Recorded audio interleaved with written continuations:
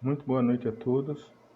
A gente está começando mais mais uma live a respeito do estudo do livro dos Espíritos.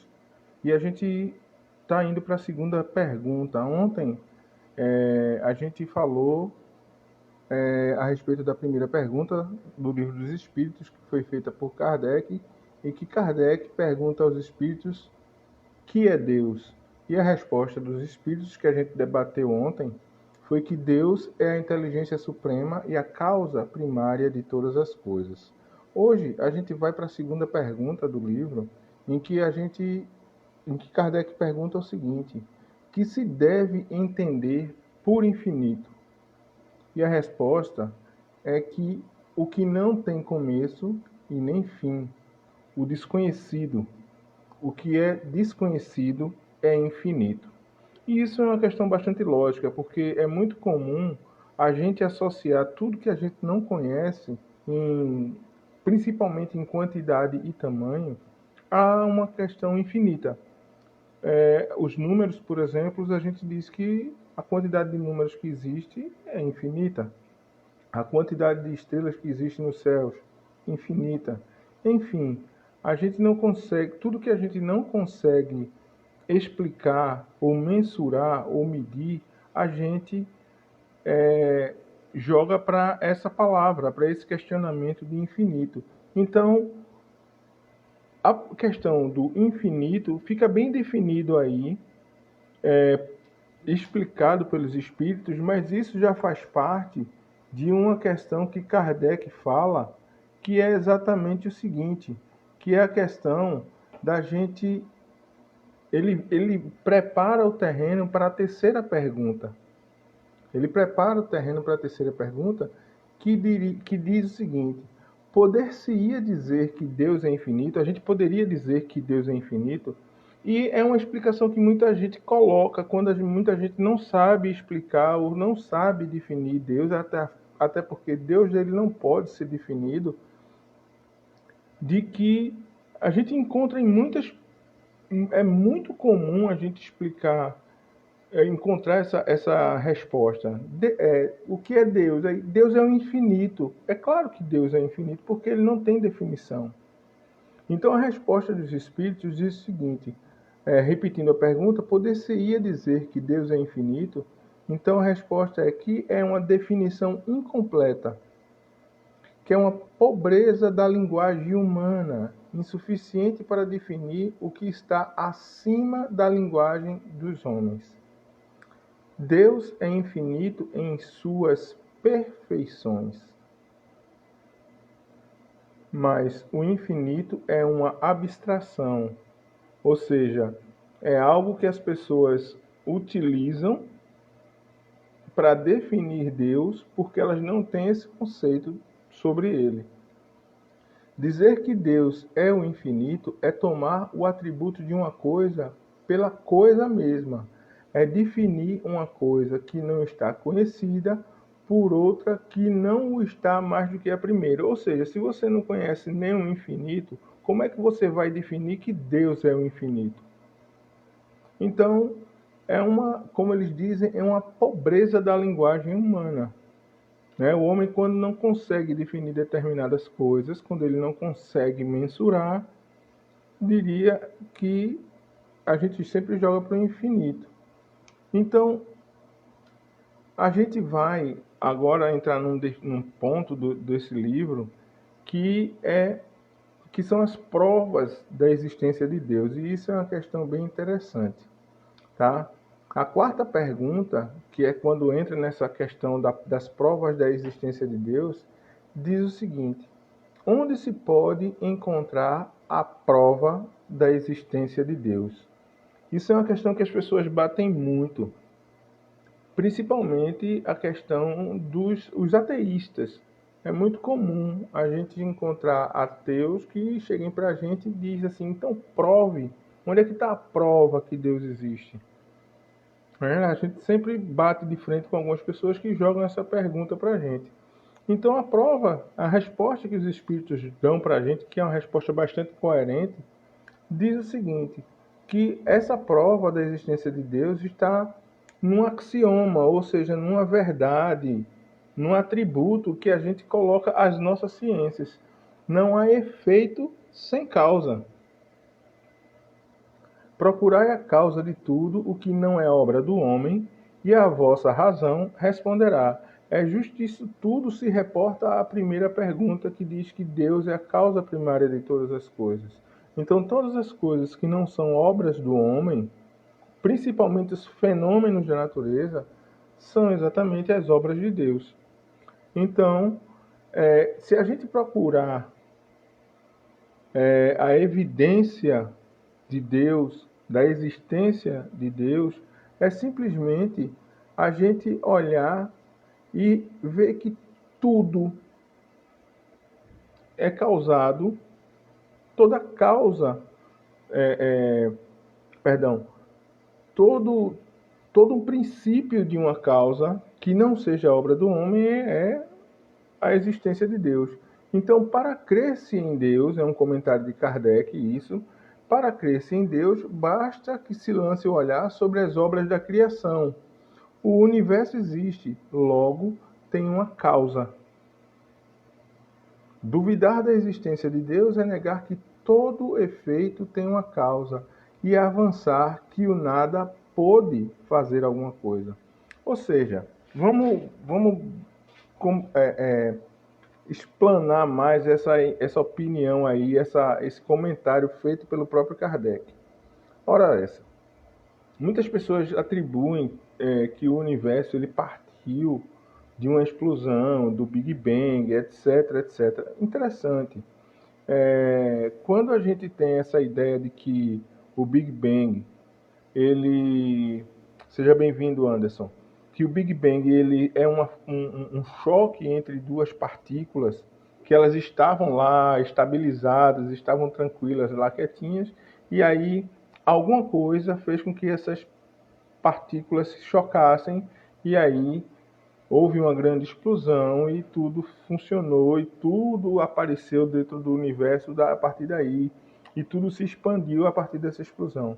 Mas se a gente for analisar, se eu pegar essas duas moedas aqui e deixar em cima da minha mesa, for embora, trancar a casa e voltar daqui a 2 anos, se não houver havido um terremoto, uma inundação, se ninguém tiver invadido a casa e roubado essas duas moedas vão estar aqui.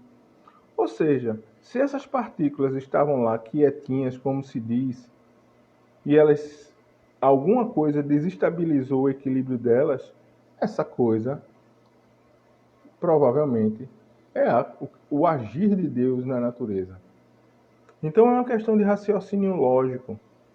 O Espiritismo o que eu acho interessante no Espiritismo, isso é meu ponto de vista, é que ele é uma fé justamente raciocinada. Nada fica sem uma explicação lógica, sem um conceito que faça sentido realmente. Duvidar da existência de Deus é negar que todo o efeito tem uma causa. É claro, acho que tudo tem uma causa. O que causou todo efeito tem uma causa. E avançar na ideia de que o nada pode fazer alguma coisa. É acreditar que o nada pode fazer alguma coisa. Ou seja, se nada vai tirar essas duas moedinhas daqui, como é que elas vão sair daqui? Elas não vão sair. A não ser que alguém tire, a não ser que alguém mexa, a não ser que alguém chegue aqui e troque elas de lugar, e tire daqui e vá comprar um bombom. Enfim, é uma questão de total raciocínio lógico. E a quinta pergunta é bem interessante.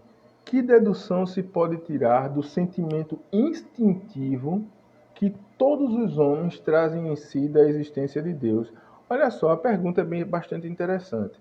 Quando a gente diz o seguinte, que dedução a gente pode tirar do sentimento instintivo? Ou seja, todos os homens eles têm um instinto primário de que Deus existe. Pode ser que ele não consiga externar isso, pode ser que ele não consiga expressar isso, mas ele sente na intimidade dele que Deus existe, até porque quando ele começa a analisar um monte de outras coisas, um monte de causas, e analisar os efeitos dessas causas, ele passa a acreditar que existe uma força suprema. Aila, seja muito boa noite. Polly, seja muito bem-vinda. Aila, boa noite para você. Então, a resposta que Kardec passa para a gente é de que, em relação a essa dedução que o homem tem da existência de Deus, é que a dedução é de que Deus existe, pois de onde lhes viria esses sentimentos? De onde viria esse sentimento nosso de que Deus existe? Mesmo que a gente tenha doutrinas diferentes, a gente tem esse sentimento de que Deus existe. E ele continua, se não tivesse uma base, de onde viria esse sentimento se ele não tivesse base? Quando a gente está apaixonado por alguém, por exemplo, esse sentimento ele nasce de algum motivo, de alguma causa.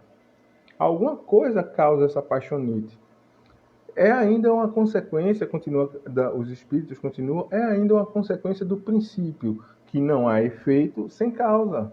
Não existe efeito sem causa. Tudo que a gente faz gera um efeito. Tudo que a gente o agir, o fato da gente ligar aqui o telefone para poder falar, gera o efeito de gerar uma imagem, de processar a transmissão. Então, tudo tem causa e efeito. A sexta pergunta, ainda em relação à prova da existência de Deus, é o seguinte. Kardec pergunta, o sentimento íntimo que temos da existência de Deus não poderia ser fruto da educação, resultado de ideias adquiridas? Isso é uma questão bem interessante.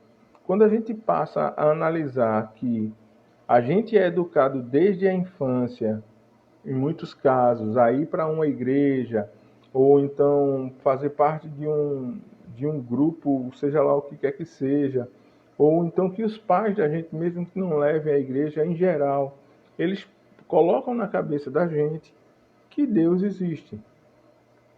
É normal isso acontecer, principalmente quando os pais não sabem explicar determinadas coisas para os filhos. Tipo assim, o filho pergunta, quem foi que fez o céu? A resposta é simples que a gente sempre passa para as crianças, foi Deus que fez. Então, desde criança, por uma questão de educação, a gente aprende que Deus existe. Isso seria óbvio se fosse só isso, se fosse uma questão de educação. Mas, se fosse só uma questão de educação, por que existiria esse sentimento? E isso é a resposta dos espíritos. Se assim fosse, por que existiria nos vossos selvagens esses sentimentos? Ou seja, quando a gente para analisar os selvagens de um modo geral, e eu peço até desculpas aqui se alguém de alguma etnia indígena, porque Kardec, quando ele se refere a selvagens, ele fala, porque isso aí é uma linguagem do século XVII, né, do século XVIII. Então, quando ele fala que selvagens, ele fala em relação aos índios, aos homens não civilizados de um modo geral. Então ele diz o seguinte, se assim fosse, por que existiria nos vossos selvagens esses sentimentos? E se a gente analisar direitinho, a gente vê o seguinte, que o índio em si, vamos analisar o índio brasileiro, tá? Ele crê em divindades, ele crê que existe um ser superior, assim como nós acreditamos que existe um ser superior. Eu, particularmente, acredito que existe um ser superior que eu chamo de Deus. Mas os índios, como a gente aprendeu na escola, eles acreditam no Deus da lua, o Deus Tupã, Deus isso, Deus aquilo, enfim. Eles acreditam em algumas divindades e existe uma divindade superior que eles acreditam que seja o Deus Supremo. Então, existe nos próprios selvagens esse sentimento, ou seja, nada tem a ver com educação. Porque se o homem civilizado ele acredita que existe em Deus, os índios ou os selvagens, vamos chamar assim, e peço mais uma vez desculpas, também acreditam nessa ideia. Então, existe algo inerente em nós da existência de Deus. Então, Kardec comenta, se o sentimento da existência de um ser supremo fosse tão somente produto de um ensino, fosse tão somente fruto da educação que a gente recebe, não seria universal. Ou seja, alguns teriam esse conceito porque aprenderam com os pais ou na escola e outros não. Então, não seria universal e não existiria senão nos que houvessem podido receber esse ensino conforme se dá com as noções científicas. E aí já é um outro processo. A gente que foi à escola, que frequentou a escola, a gente tem noção de matemática, de português, de filosofia, de geografia, etc. Mas as pessoas não civilizadas, a gente pode falar assim, hoje em dia as tribos indígenas elas são bastante evoluídas, mas existem muitas tribos até esquecidas lá por dentro da Amazônia. Então, eles não tiveram esse acesso a essas educações, a essas formações, mas acreditam que existe um ser superior a si mesmo. Então, fica provado através do nosso sentimento íntimo que existe um Deus, né? A sétima pergunta é a seguinte: poder-se-ia achar nas propriedades íntimas da matéria a causa primária da formação das coisas, ou seja, dentro da propriedade das matérias, a gente poderia encontrar a formação das coisas, a causa da formação das coisas. E aí os espíritos respondem, e os espíritos às vezes dão as respostas bastante contundentes assim, e eles dizem: mas então, qual seria a causa dessas propriedades? É indispensável sempre uma causa primária. Então, por exemplo, a gente tem uma matéria que a gente pode chamar de oxigênio. E qual é a formação do oxigênio? Por que, que o oxigênio ele é etéreo? Porque ele é invisível. Então, o que é que deu? O que é que fez com que o oxigênio ele fosse invisível? O que é que fez com que o oxigênio se tornasse um gás? A propriedade. Quem foi que causou essa propriedade ao oxigênio? Então, é uma questão da gente analisar e ver que sempre existe uma causa primária.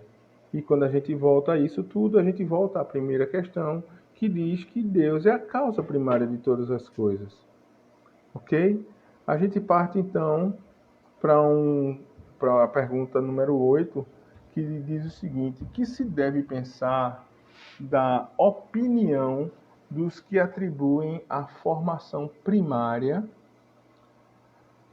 a uma combinação fortuita da matéria por outra ao acaso? Ou seja, o que é que a gente deve pensar da opinião daquelas pessoas que atribuem a formação primária a uma combinação por um acaso da matéria? Então, eles respondem para a gente que é um outro absurdo. Que homem de bom senso pode considerar o acaso um ser inteligente? E demais, o que é o acaso? O acaso é nada. O acaso ele acontece porque acontece. Então, a gente parte da ideia do seguinte, que as pessoas acreditam, algumas pessoas acreditam que tudo é obra do acaso. É comum a gente encontrar essas pessoas que dizem que tudo é obra do acaso. E certa vez eu li uma frase que dizia o seguinte, que acreditar que o mundo, o universo, ele foi formado por um acaso, é a mesma coisa de você pegar uma caixa de tipos de letra, de tipografia, jogar para cima e esperar que caia uma enciclopédia completamente organizada e perfeita, sem nenhuma falha. Então não existe essa questão do acaso para a formação das coisas. Nada se formou por um acaso, tudo se formou por conta de algum propósito, por conta de alguma ideia, por conta de alguém formou alguma coisa. E esse alguém é um ser muito inteligente, acima, com uma inteligência e uma capacidade acima da nossa. Então, é assim que funciona. Deus é a inteligência suprema e a causa primária de todas as coisas.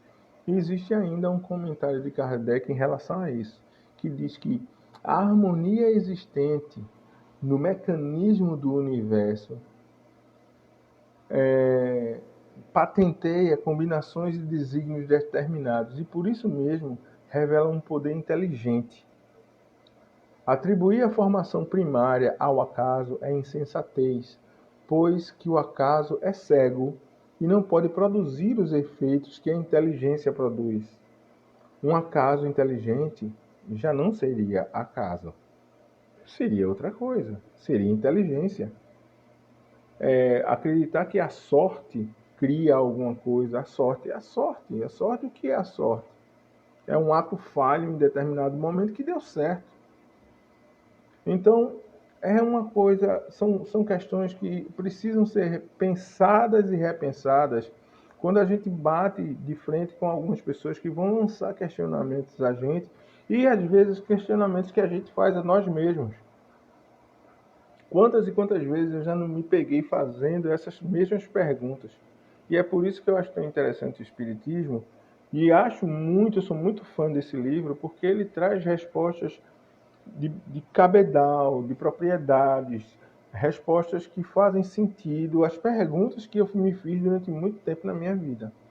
Então a gente vai agora para uma parte do livro chamada Atributos da Divindade. Quais são os atributos que Deus tem, né?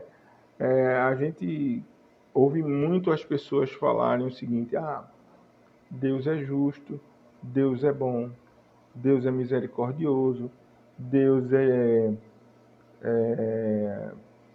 paciente, seja lá o que quer que seja. A gente sempre escuta as pessoas falarem maravilhas a respeito de Deus. E aí a gente vai entrar nesse mérito dessas questões. Quais são os atributos realmente de Deus pelo ponto de vista, pelo esclarecimento dos espíritos, né? Então, a 10ª pergunta, que entra nessa parte aí do livro, diz o seguinte: pode o homem compreender a natureza íntima de Deus? E isso é uma pergunta bastante interessante, porque tem pessoas... Tiago, seja muito bem-vindo, Tiago. Então, essa questão do homem dizer que compreende o que é que Deus quer fazer, compreende o propósito de Deus, compreende o que é que Ele está pensando naquele momento. Gente, isso é muito interessante, isso é muito sério. Porque a resposta, ela é bem dura e ela é uma resposta bem contundente. Ela diz o seguinte: não. Falta-lhe, no caso para o homem, para isso o sentido. Nós não temos ainda a compreensão de que seja Deus para a gente compreender a natureza íntima dele. Nós não temos ainda essa intimidade com Deus para compreender. Nós não temos evolução suficiente para compreender a natureza íntima de Deus. Então, a pergunta 11ª é a seguinte: será dado um dia ao homem compreender o mistério da divindade? E a resposta é bastante interessante. A resposta é: quando não mais tiver o espírito obscurecido pela matéria, quando pela sua perfeição se houver aproximado de Deus, ele o verá e o compreenderá. É uma questão, no caso, a gente vai analisar a resposta agora, de evolução. O que é isso? Quando não mais tiver o espírito obscurecido pela matéria, ou seja, quando a gente parar de se ligar à matéria e a tudo que está ligado à matéria, ou seja, aos nossos sentimentos materialistas, às nossas iras, às nossas invejas, às nossas pragas, às nossas reclamações e tudo mais, quando a gente começar a purificar os nossos espíritos, então a gente vai começar a se desligar da matéria. A gente vai deixar de ser materialista. Quando a gente passar a ser mais solidário, quando a gente passar a olhar o outro como ser humano tão falho quanto nós somos, e que é muito comum as pessoas apontarem, julgarem, quererem fazer com que o outro esteja sempre abaixo da gente. Quando a gente parar de fazer isso, a gente vai começar a ter uma visão diferente de tudo que se relaciona a Deus. Quando a gente parar de querer colocar na cabeça dos outros as nossas ideias, com certos discursos, quando a gente parar de tratar o próximo como se ele fosse objeto nosso, como se ele fosse criatura da nossa vontade, como se ele fosse criatura que devesse obedecer à minha vontade, aos meus sentimentos, aos nossos sentimentos, então a gente vai começar a analisar que o ser humano ele tem um propósito muito maior nesse planeta. Quando a gente parar de querer ser superior, quando a gente aprender realmente o que é humildade, quando a gente parar de desligar-se do materialismo, a gente vai começar a se aproximar de Deus. E aí a resposta diz que ele, no caso o homem, o verá e o compreenderá. Mas isso é uma questão de evolução espiritual. A gente não vai ver Deus aqui nesse planeta, não. Nesse estado que a gente está, a gente não vai. A gente ainda vai precisar passar por muita depuração espiritual. Vai precisar burilar bastante o nosso espírito, trabalhar bastante o nosso espírito. A gente vai passar por evoluções do nosso planeta que vão levar a isso. Então, não é fácil, não vai ser fácil, mas não vai ser impossível. A gente vai chegar lá, é uma questão de querer. E o comentário de Kardec diz o seguinte: a inferioridade das faculdades do homem não lhe permite compreender a natureza íntima de Deus. Na infância da humanidade, no caso, nós somos a infância da humanidade, ou seja, ainda estamos começando a ter uma noção vaga, distante, né, do que seria Deus. Então, na infância da humanidade, o homem confunde muitas vezes com a criatura, cujas imperfeições lhe atribui. Ou seja, o homem confunde Deus com as imperfeições que a gente tem. À medida que nele se desenvolve o senso moral, o seu pensamento penetra melhor nas coisas, então faz ideia mais justa da divindade, e ainda que sempre incompleta, mas conforme a sã razão. A gente vai para uma pergunta que é bem interessante, que diz o seguinte: a 12ª pergunta diz: embora não possamos compreender a natureza íntima de Deus, podemos formar ideia de alguma das suas perfeições? Então os espíritos respondem: de algumas sim, de algumas sim. O homem as compreende melhor à medida que se eleva acima da matéria e começa a ter uma noção pelo pensamento. A gente pode ter, sim, algumas ideias das perfeições de Deus, mas não de todas. A gente está na infância da humanidade, a gente está no início do que seria desenvolvimento moral. Está no início, a gente entra muito em conflito ainda. A gente tira isso pelo próprio país, no momento a gente passa por grupos sociais que entram em conflitos por conta das suas falhas morais. Alguns apoiam alguns pensamentos, outros apoiam outros pensamentos. Alguns têm questões mal resolvidas em relação à sexualidade alheia. Alguns têm problemas mal resolvidos a posicionamento político dos outros. Então, quando as pessoas pararem com esses conflitos, quando as pessoas harmonizarem as suas sintonias, então a gente vai começar a compreender realmente o nosso propósito e quem é Deus. A pergunta 13ª é a seguinte: quando dizemos que Deus é eterno, infinito, imutável, imaterial, único, onipotente, soberanamente justo e bom, temos ideia completa dos seus atributos? E a resposta é a seguinte: do vosso ponto de vista, sim, porque credes, ou seja, acreditais, abranger tudo, abraçar todas as ideias sobre Deus. Sabei, porém, que há coisas que estão acima da inteligência do homem, mais inteligente, as quais a vossa linguagem restrita às vossas ideias e sensações não tem meios de exprimir. Ou seja, por mais inteligente que o homem possa ser, existem coisas que estão acima dessa inteligência e ele não vai conseguir exprimir isso, né? A razão, com efeito, vos diz que Deus deve possuir em grau supremo, em grau muito mais acima, essas perfeições. Porquanto, se uma lhe faltasse ou não fosse infinita, já ele não seria superior a tudo, não seria, por conseguinte, Deus. Ou seja, se Deus não fosse infinitamente misericordioso, se ele não fosse infinitamente imutável, infinitamente único, infinitamente onipotente, e etc, etc, se ele não fosse infinitamente, ele não seria Deus. Ele teria limitação. E Deus, ele não tem limitação. Certo?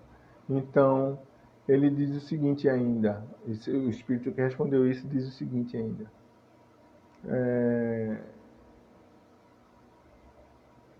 Para estar acima de todas as coisas, Deus tem que se achar isento de qualquer falha e de qualquer das imperfeições que a nossa, no caso a vossa que eles falam, imaginação possa conceber. Então, em Deus não há nenhuma negatividade. Vamos pensar bastante nisso. Em Deus não há nenhuma negatividade. Então, Kardec faz um comentário bastante interessante que diz o seguinte: Deus é eterno. Se tivesse tido princípio, teria saído do nada. Ou então, também teria sido criado por um ser anterior. É assim que, de degrau em degrau, remontamos ao infinito e à eternidade. Vamos analisar essa primeira parte. Deus é eterno, porque se ele tivesse tido princípio, alguém teria que ter criado Deus. E a gente não sabe do princípio de Deus. Então ele é eterno. Essa ideia de infinito é uma ideia bastante interessante, porque infinito é algo que começa, mas não termina. Então, quando a gente diz que Deus é infinito, é uma ideia que a gente tem do que seria infinito. Certo? Ele diz que se Deus tivesse princípio, ele teria saído do nada, ou então teria sido criado por outra pessoa, por um outro ser anterior ou superior a ele. É assim que de degrau em degrau a gente remonta ao infinito e à eternidade. A resposta lá da questão sobre o infinito. Ele é imutável. Se estivesse sujeito a mudanças, as leis que regem o universo, nenhuma delas teria estabilidade. E as leis que regem o universo, elas são estáveis. São estáveis. E vai chegar um momento aqui nesse livro que a gente vai estudar essas leis. Tá? É imaterial. Quer isto dizer que a sua natureza é diferente de tudo que chamamos de matéria. De outro modo, ele não seria imutável, porque estaria sujeito a transformações da matéria. Ele é único. É claro que ele é único. E olha que frase perfeita de Kardec. Se muitos deuses houvesse, não haveria unidade de vistas, nem unidade de poder na ordenação do universo. Ele é único. Porque se existissem muitos deuses, teria que haver um consenso entre eles para que o universo funcionasse de uma forma harmoniosa. Portanto, ele é único. Ele é onipotente. Ele o é porque é único. Só ele pode. E só ele pode tudo. Se não dispusesse do soberano poder, algo haveria mais poderoso ou tão poderoso quanto ele, que então não teria feito todas as coisas. Não é isso? Se ele não fosse único e se ele não fosse totalmente poderoso, ele não teria feito todas as coisas. Algumas outras coisas alguém teria que ter feito. As que não houvesse feito seriam obra de outro Deus. Ele é soberanamente justo e bom. A sabedoria providencial das leis divinas se revela, assim, nas mais pequeninas coisas, como nas maiores. E essa sabedoria não permite que se duvide nem da justiça, nem da bondade de Deus. Então, é muito importante a gente analisar esse comentário que Kardec fez aqui, porque ele traz ele nos chama à razão sobre as perfeições de Deus aí nessa questão, tá? Então, a gente encerra essa parte desse livro aqui por hoje, tá? A gente volta na próxima semana, a gente volta na quarta-feira da semana que vem, com a pergunta de número 14, tá? A gente deu um avanço a partir de ontem de 1 e já chegamos à pergunta 14 hoje. Até porque ontem a gente fez um comentário a respeito do livro e a gente fez todo um comentário sobre Deus em si, né? Então, a partir da quarta-feira que vem, a gente vai estudar a pergunta 14 em diante, tá? Eu conto com a presença de vocês, agradeço muito a presença de todo mundo aqui, tá? Que esteve por aqui, que deixa seu comentário.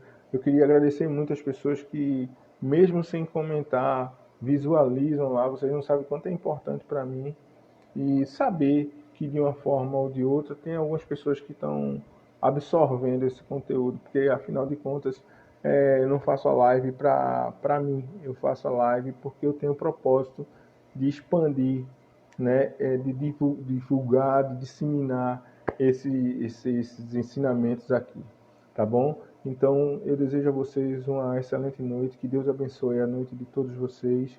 A gente está aqui na quinta-feira, eu desejo que essa semana, esse restinho de semana que está aí chegando, seja abençoado, que Deus esteja na família de vocês, que Deus preserve a saúde de todos nós, que Deus esteja conosco até a semana que vem, tá bom?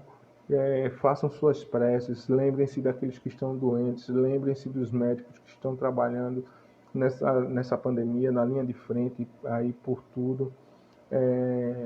Lembrem-se daqueles que estão fazendo seus trabalhos como entregadores, como atendentes de supermercado, o pessoal que precisa realmente trabalhar.